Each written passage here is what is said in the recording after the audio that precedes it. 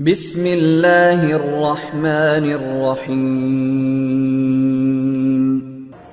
7 sebab mengapa musibah datang bertubi-tubi. Yang pertama, karena banyaknya maksiat. Surah Yasin ayat 19 yang kita baca setiap hari. Kemalangan terjadi, musibah terjadi, malapetaka terjadi karena dosa keterlaluan kalian kepada Allah. Yang kedua, karena banyaknya orang berbuat zalim. Dengarkan surah Qasas ayat 59. Kami tidak akan menghancurkan satu daerah kecuali para penduduknya banyak berbuat zalim. Anak durhaka pada orang tua, istri yang berani kepada suaminya, perampok, pembunuhan di mana-mana. Ini mengundang bala bencana. Yang ketiga, mengundang bala bencana karena kelakuan tangan-tangan manusia. Rum 41. Telah tampak kerusakan di daratan dan lautan karena tangan-tangan jahil manusia, agar mereka merasakan akibat perbuatan mereka. Sebagian mereka merasakan akibat perbuatan mereka, agar mereka kembali kepada Allah.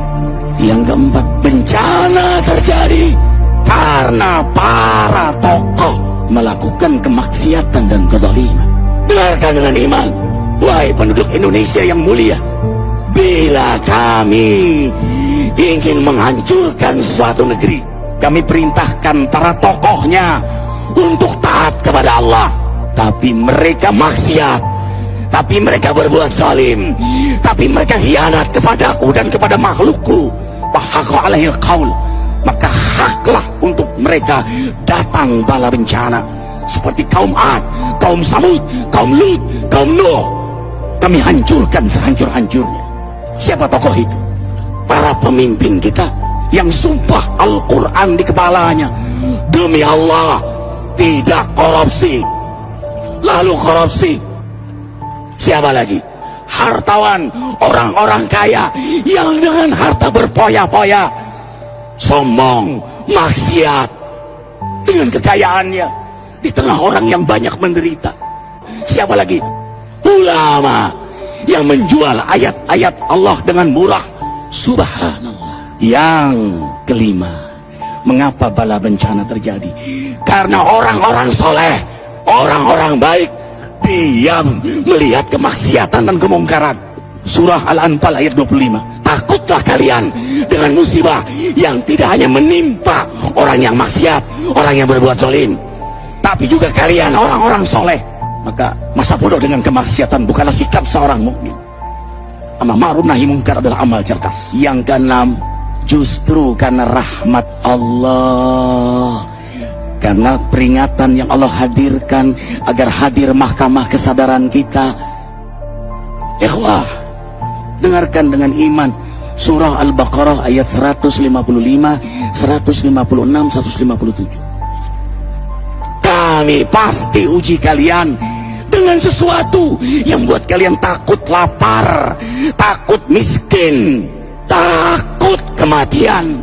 Tapi kabarkan berita gembira bagi hamba Allah yang sabar dari semua ujiannya, yang mereka berkata, sesungguhnya kami milik Allah dan sesungguhnya kami akan kembali kepada Allah.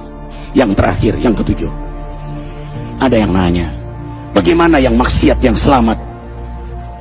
Tenang-tenang saja. Yang berbuat zalim malah sukses.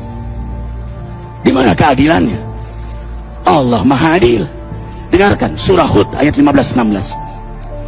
Barang siapa mencari kesenangan dunia, lalu dia menghalalkan semua cara, apa kata Allah? Kami beri, tapi di akhirat tidak mendapatkan secuil pun kenikmatan, malah nikmat di dunianya menjadi bahan bakar azab untuk dirinya. Itulah istidrat. Lalu apa sikap kita sekarang? Orang beriman menjadikan peristiwa apapun sebagai jalan untuk mendekatkan dirinya kepada Allah.